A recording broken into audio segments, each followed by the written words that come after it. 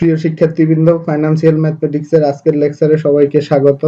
আমরা আজকে শিখব দুটো তারিখের মধ্যে সময় বের করা। এই সময়টা হবে দুই ধরনের, একটা হচ্ছে এক্সাক্ট টাইম আর একটা হচ্ছে অ্যাপ্রক্সিমেট টাইম। তো এক্সাক্ট টাইমের ক্ষেত্রে ইয়ারকে আমরা ধরবো ইয়ার ইকুয়াল 365 ডেজ অর হচ্ছে 366 ডেজ। এরপরে অ্যাপ্রক্সিমেট টাইম হচ্ছে বছরে আমাদের 12 মাস এবং প্রত্যেক মাসে 30 দিন করে 30 × 12, তাহলে দেন এটা হচ্ছে 360 ডেজ। অর্থাৎ অ্যাপ্রক্সিমেটের ক্ষেত্রে ইয়ার ইকুয়াল হচ্ছে 360 ডে। তাহলে এই 360 ডে ধরে যখন আমরা ক্যালকুলেশন করব সেই টাইমটা হবে হচ্ছে অ্যাপ্রক্সিমেট টাইম। আর এক্সাক্ট টাইমের ক্ষেত্রে 365 অথবা 366।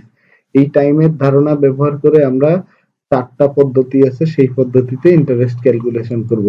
তো সেই ইন্টারেস্ট ক্যালকুলেশনের জন্য আমাদের আগে যে ফর্মুলাটা শিখছি আই ইকুয়াল পি আর টি, এই ফর্মুলাটা লাগবে, যেখানে আইটা হচ্ছে ইন্টারেস্ট, দেন হচ্ছে ফি হচ্ছে প্রিন্সিপাল অথবা লোন অ্যামাউন্ট অথবা বোরোড অ্যামাউন্ট, দেন হচ্ছে আর ইকুয়াল টু হচ্ছে R equal rate of interest, T equal time. এই সূত্রটা ব্যবহার করে আমরা চারটা পদ্ধতিতে ইন্টারেস্ট ক্যালকুলেশন করব। প্রথম পদ্ধতিটা হচ্ছে এক্সাক্ট টাইম অর্ডিনারি ইন্টারেস্ট। আমরা এক্সাক্টে শিখছি হলো 365 অথবা 366। তাহলে এটা হবে প্রথমটা 365 ডের ক্ষেত্রে ডে, আর ইন্টারেস্টের ক্ষেত্রে হচ্ছে 360 ডে। এবং এই রুলসটা হচ্ছে ব্যাংকার রুল নামে পরিচিত, যেটা আমরা আগের ক্লাসে পড়েছিলাম। দেন হচ্ছে আরেকটা এক্সাক্ট টাইম এবং এক্সাক্ট ইন্টারেস্ট। এক্সাক্ট টাইম মানে 365, এক্সাক্ট ইন্টারেস্ট মানে সেটাও 365 ডেতে ক্যালকুলেশন করা হয়। এই রুলসটাই কানাডাতে ব্যবহার করা হয়। এবং পরেরটা হচ্ছে approximate time ordinary interest. Approximate time ordinary interest, তাহলে আমরা অ্যাপ্রক্সিমেটে শিখছিলাম হলো 360 ডে, অর্ডিনারি ইন্টারেস্টে হচ্ছে 360 ডে। অর্থাৎ মাসকে এরকম আমরা 360 দিনের ইয়ার হিসেব করে প্রতি মাসে 30 দিন ধরবো। সেটা 28 দিনের হইল গড়ে একটা 30 দিন, 31 দিনের হইল গড়ে একটা 30 দিন। আর পরেরটাও সেম, অ্যাপ্রক্সিমেট মানে 360, আর এইদিকে এক্সাক্ট ইন্টারেস্ট মানে হচ্ছে 365 এ ক্যালকুলেশন করব। এরকম একটা এক্সাম্পল আমরা দেখব। এক্সাম্পলটা হচ্ছে a sum of invested money 2000 invested from May 18, 1996 to April 8, 1997 at 60% simple interest. এরপরে find interest earn using 4 method. তাহলে এই 4 মেথডে আমরা ইন্টারেস্ট ক্যালকুলেশন করার জন্য প্রথমে আমরা যে দুই প্রকারের টাইম দেখেছি সেই দুই প্রকারের টাইম বের করে নিব। তাহলে এখানে আমরা দেখলাম এই 1996টা হচ্ছে এটা লিপ ইয়ার, তাহলে 1996 ইজ এ লিপ ইয়ার। সুতরাং এটা হচ্ছে 366 ডের ইয়ার। তো দেন আমরা ডেট ক্যালকুলেশন করার জন্য কি করব, এক্সাক্ট ডেট ইকুয়ালস টু হবে এটা হবে 366 দিন। সেখান থেকে এই মে 18 পর্যন্ত এই সময়টা আমরা বাদ দিয়ে দেব। মে 18 পর্যন্ত আমাদের ক্যালকুলেশন করলে হিসেবে আসে হচ্ছে জানুয়ারি 31, ফেব্রুয়ারি হচ্ছে এটা ছিল 29, দেন হচ্ছে ফেব্রুয়ারি, মার্চ হচ্ছে 31, এপ্রিল হচ্ছে 30, এরপরে হচ্ছে মে 18 পর্যন্ত। তাহলে মে 18 ধরলাম, তাহলে এই পর্যন্ত আমাদের প্রত্যেকটা ডে ক্যালকুলেশন করলে হবে 139। এরপরে আসি, আমাদের এর সাথে যোগ হবে হচ্ছে এপ্রিল 8 1997, অর্থাৎ 1997 এর এপ্রিলের আগ পর্যন্ত। তার মানে জানুয়ারি 31 যোগ ফেব্রুয়ারি 28 যোগ হচ্ছে মার্চ 31, এরপরে হচ্ছে এপ্রিলের 8 পর্যন্ত টাইম আমাদের হিসেব করলে হচ্ছে, এটা হচ্ছে 98 দিন এখানে। তাহলে এখানে 98 দিন। দেন আমাদের এটা ইকুয়ালস টু হচ্ছে 325 ডেজ। তাহলে আমাদের এক্সাক্ট ডেটটা ক্যালকুলেশন করা হয়ে গেল। এবার আমরা অ্যাপ্রক্সিমেট ডেট, যেটা আমরা আগে থেকে শিখে এসেছি, সেই ডেটটা ক্যালকুলেশন করব। আমাদের ডেটটা দেওয়া ছিল হচ্ছে এরকম দুটো ডেট, একটা ছিল এপ্রিল 8 1997, আর একটা হচ্ছে মে 18 19, আমাদের ডেটটা হবে 1996। তো আমরা যদি এটাকে ক্যালকুলেশন করি ডে মান্থ ইয়ার, তাহলে ডে মান্থ ইয়ার, তাহলে ইয়ার মান্থ দেন হচ্ছে ডে, এরকম ধরলাম। ধরার পরে এই ডেটা হচ্ছে এপ্রিল 8, 8 থেকে আমার বিয়োগ করতে হবে 18। তো যেহেতু বিয়োগ যায় না, দেন হচ্ছে আমার 1 মাস ধার নিতে হবে, সেই নিয়ম অনুযায়ী এটা হচ্ছে 38 হবে। তা 38 থেকে আমি 18 বিয়োগ করব।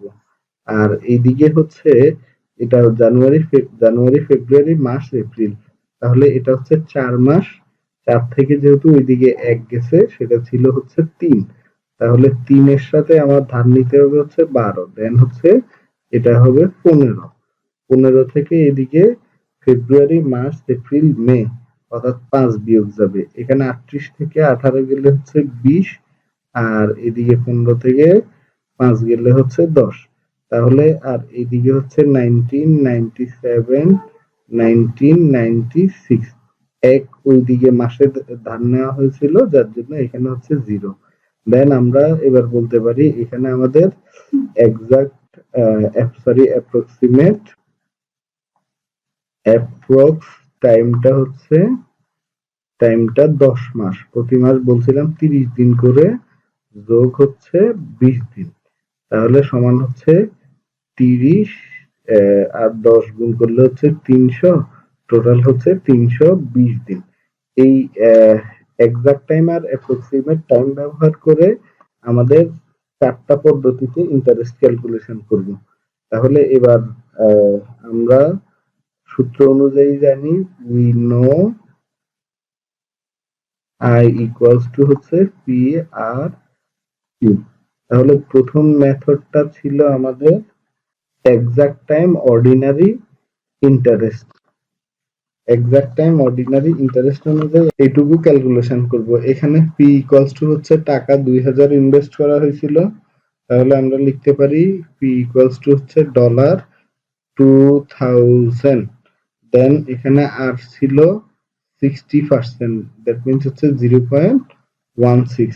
আর এটা টাইম ছিল হচ্ছে এই প্রত্যেকটা একটা যে টাইমটা দেওয়া ছিল ওই টাইমের জন্য। তাহলে আমরা এখান থেকে অ্যাপ্রক্স টাইম পাইছি 320 দিন, তারপরে এক্সাক্ট টাইম আমাদের বের হয়েছে এখানে আসা 325 ডে, ইকুয়ালস টু হচ্ছে 325 ডে।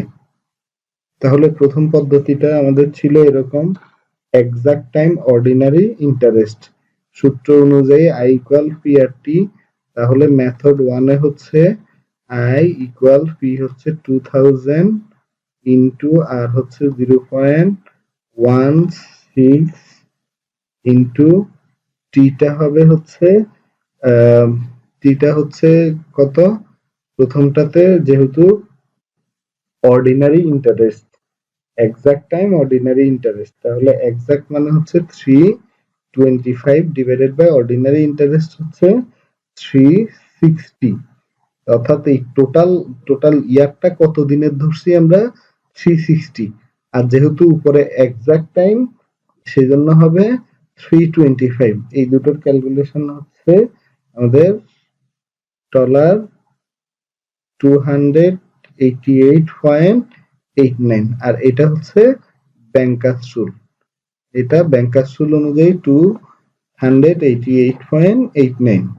এরপরে আমরা যদি মেথড 2 তে ক্যালকুলেশন করি, মেথড 2 তে ছিল আমার I ইকুয়াল PRT, ফি 2000 সবগুলোর জন্য সেম থাকবে, আর এর মান 0.16 ইন্টু টি এর মান, দ্বিতীয় ফর্মুলাটা ছিল exact time and exact interest, যেটা কানাডাতে ইউজ হয়। তাহলে এক্সাক্ট টাইম ছিল কত 325, আর এক্সাক্ট ইন্টারেস্টের জন্য হচ্ছে 365 ডে এক্সাক্ট হিসেব করা হবে। এই এই পুরোটুক ক্যালকুলেশন করলে হচ্ছে $2084.93। এটা হচ্ছে ইউজড ইন কানাডা। এই রুলসটা আমার এই পদ্ধতিতে কানাডাতে ইন্টারেস্ট ক্যালকুলেশন করা হয়। দেন হচ্ছে আমরা এবার মেথড 3 তে ক্যালকুলেশন করব। মেথড 3 টা ছিল হচ্ছে অ্যাপ্রক্সিমেট টাইম অর্ডিনারি ইন্টারেস্ট। তাহলে এটাতে I ইকুয়াল পি এর 2000 ঠিক থাকবে, আর এর হচ্ছে 0.16 ঠিক থাকবে। দেন এইদিকে ফর্মুলাটা অ্যাপ্রক্সিমেট টাইম অর্ডিনারি ইন্টারেস্ট। তাহলে অ্যাপ্রক্স কত ছিল আমাদের 320, আর অর্ডিনারি ইন্টারেস্টের জন্য ডেটা হচ্ছে 360 হিসেবে আমরা ধরে নিব। তাহলে ধরে নেওয়ার পরে এইটুকু ক্যালকুলেশন হচ্ছে $284.44। তাহলে এবার আসি আমরা মেথড 4। আমাদের মেথড 4টা ছিল, মেথড 4টাতে আই যদি বের করি, এটা ছিল হচ্ছে অ্যাপ্রক্সিমেট টাইম এক্সাক্ট ইন্টারেস্ট। 2000 ঠিক থাকলো পি এর ভ্যালু, ইন্টু 0.16 ঠিক থাকলো, ইন্টু এখানে অ্যাপ্রক্সিমেট টাইম এক্সাক্ট ইন্টারেস্ট। তাহলে অ্যাপ্রক্সিমেট ছিল হচ্ছে 320, আর এক্সাক্ট ইন্টারেস্টের জন্য ডেটা হচ্ছে 365। তাহলে এটার ভ্যালু হচ্ছে $218.80.55। তাহলে আমরা প্রথম পদ্ধতিতে পাইলাম হচ্ছে I1 যদি বলি, প্রথম পদ্ধতিতে 288.89, তারপরে দ্বিতীয় পদ্ধতিতে পাইছি হলো $284.93, তারপরে 3 নাম্বার পদ্ধতিতে হচ্ছে $284.44, 4 নাম্বার পদ্ধতিতে হচ্ছে $280.55। তাহলে এই 4টা পদ্ধতিতে আমাদের ইন্টারেস্ট ক্যালকুলেশন করা হলো।